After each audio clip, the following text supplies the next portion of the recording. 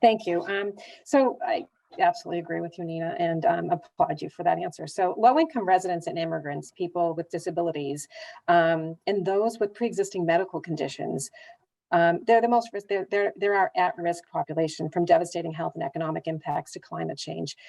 Solar panels are not the solution for these families to combat climate change. We must meet people where they are. We need to really listen and fully immerse ourselves into the understanding and the impact of what's happening and how are they being marginalized and disenfranchised from our community. And then addressing the impact of climate change that will require a commitment from all of our residents. That's why it's so important that we're able to communicate to everybody. Therefore, decisions that we make about climate change is an impact needs to be inclusive and take into consideration the multilingual dissemination of information.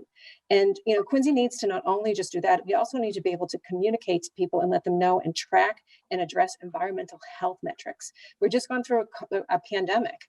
Quincy needs to empower the Quincy Public Health Commissioner to fully track the data and publicly and clearly report that data on a regular basis, so the city can respond with that data and the information and invest both environmentally and in treatment and prevention.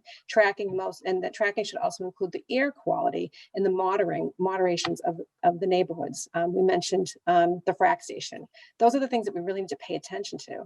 We have to adopt that green infrastructure and make sure that we're putting those trees and plants and not cutting down trees, but really, making that ecosystem, improving the health and quality and the risks of our environmental disasters. And for this to happen, we need our administration to wake up and listen and engage, not use the COVID money that we received, $46 million, for land acquisitions that will not improve our climate changes, will not improve our economic challenges, and certainly will not improve the lives or anybody that's living in as our residents live here in the city of Quincy. We need to demand more from this administration when it comes to this. And it really does frustrate me because we just lived through something that none of us ever imagined we would, and we're not done yet. And that money's supposed to last a lot longer than it's going to. So thank you very much for this question.